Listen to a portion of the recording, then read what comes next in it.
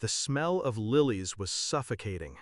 My mother hated lilies, yet they crowded the church, white petals drooping like mourning veils, their sweetness curling in my throat. And then I saw her, scarlet dress, crimson lipstick, clutching my father's arm like a trophy she'd just won. She leaned in, her voice carrying just enough to slice through the hushed murmurs. She was cold. Now I'm the one who warms his bed and his heart. I didn't look at her. I didn't need to.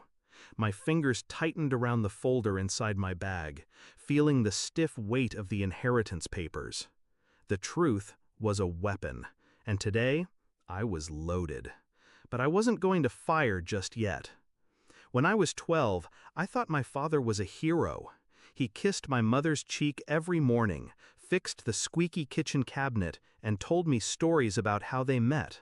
She'd laugh quietly while he spoke, but there was a sadness in her eyes even then. I didn't understand it until years later. The first crack appeared when I caught him on the phone late one night, voice low, words soft, in a way they weren't with her. I told myself it was business. It wasn't. 2 years ago, my mother's hands began to tremble. The diagnosis came quickly, too quickly for hope to catch up.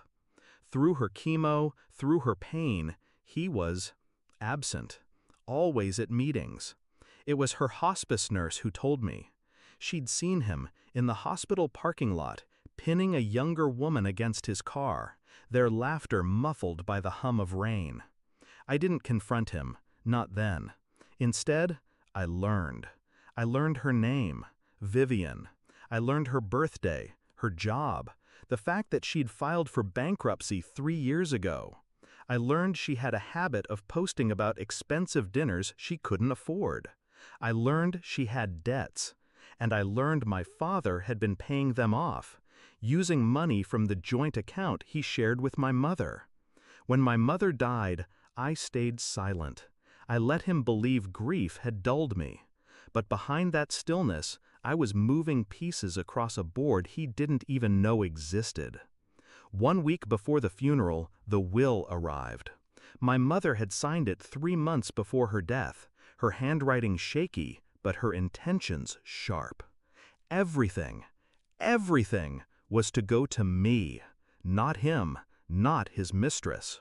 When he realized, he called me in a voice coated with forced calm. "We'll talk about this after the service." I told him, of course. Back in the church, the eulogy ended. People stood. I stayed seated. Vivian's nails, blood red to match her dress, rested possessively on my father's sleeve. She was smiling at the whispers around us. I rose slowly, the folder in my hand.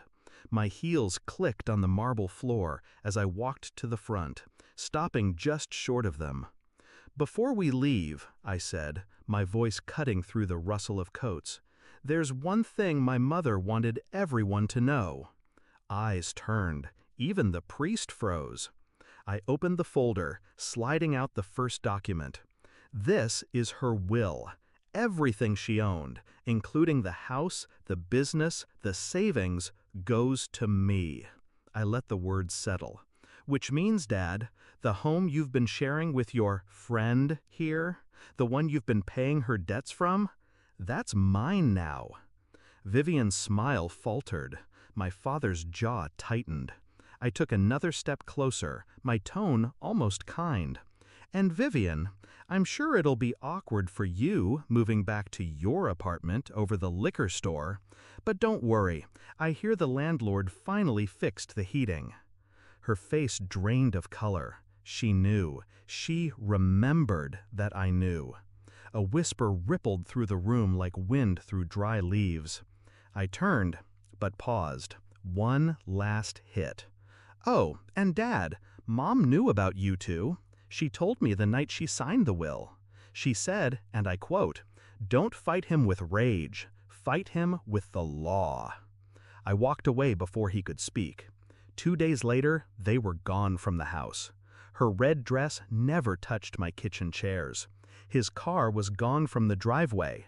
The silence in the rooms felt clean. Justice doesn't always roar.